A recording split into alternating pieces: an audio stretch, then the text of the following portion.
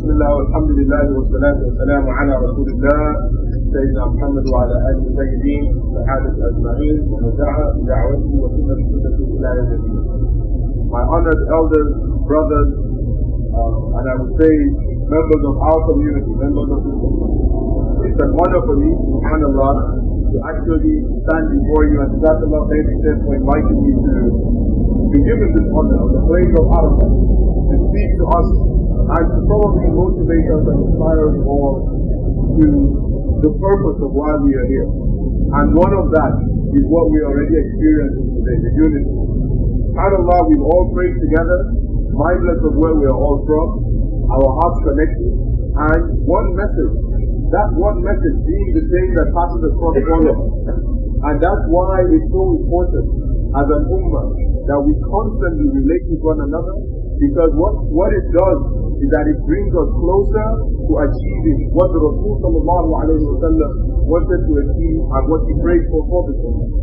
Remember, Allah subhanahu wa ta'ala tells us that يَا أَيُّهَا النَّاسِ إِنَّا خَلَقْنَاكُم مِّن ذَكَرٍ وَأُنثَىٰ وَجَعَلْنَاكُمْ شُعُوبًا وَقَبَائِلَ لِتَعَارَفُوا.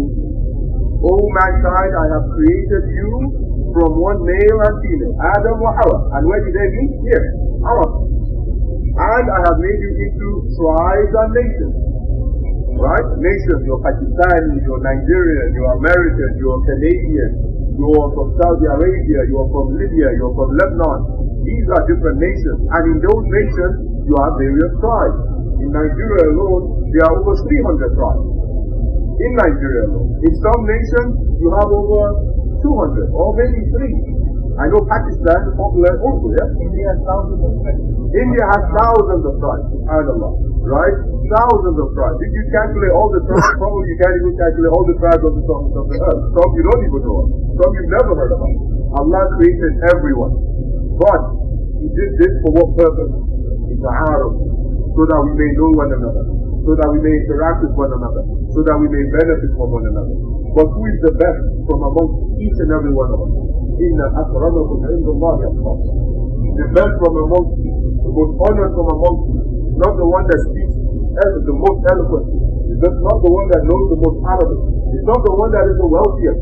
It is the one that is closer to Allah in piety, in work, in how we call on to Him, in how we obey His commands, in how we follow the teachings of His final messenger, Nabiyyina Muhammad sallallahu alayhi wa sallam. And so it's so important for us that we take cognizance of that. And that is what Arafat brings for us. That is what this act of Hajj brings for us. Bringing all of us as an ummah together to know one another, to interact with one another. And it is a prelude to Yawm al-Qiyamah. It is a prelude to the day of resurrection. So on this plane, what is required of you, as much as you can, make your dua. Call on to Allah subhanahu wa ta'ala. Recite as much of the Quran as you can. And do as much good or do as much dhikr as you can, because this is what will benefit you, especially while you're on this plane.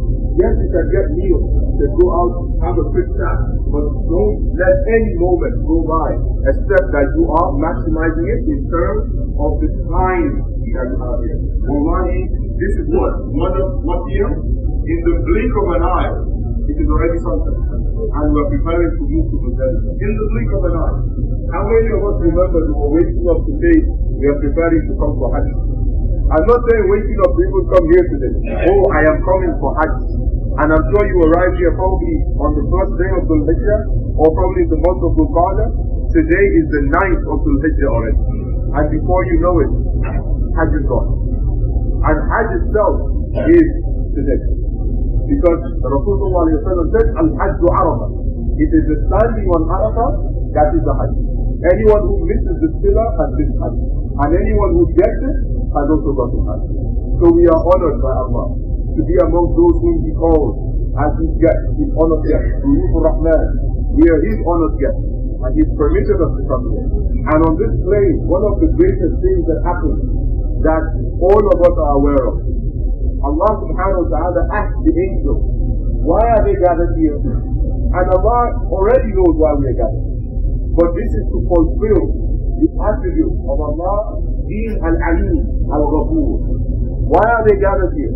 And the angels say, oh Allah, they are gathered seeking for your forgiveness. And then Allah Azza wa Jalla says, but tell you, bear witness, and have forgiven all of them. That is the greatest thing we experience on the plane of Allah. To be forgiven all of us, to come as though we are born again, or the day that our mothers gave birth to us. All of those sins are completely wiped off.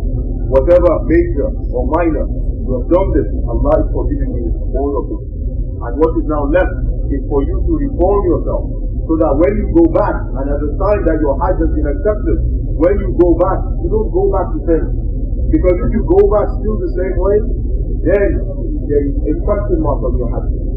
But if you are reformed, if this experience changes you, because I'm sure for many of you this is your first. How many of you are performing Hajj first time? Let me see your hands up. Right? MashaAllah. We have many performing Hajj for the first time. Right? And I'm sure you've gone through a very interesting experience. I don't want to say hard experience, but interesting. Right?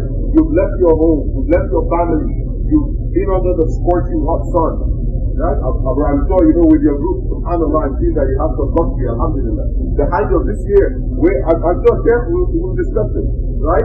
I'm asking some scholars that is this really Hajj with this level of luxury, with this level of ease, subhanAllah, some of the tents and all of that, because I'm sure many of us when we performed our first Hajj, the floors were very tough.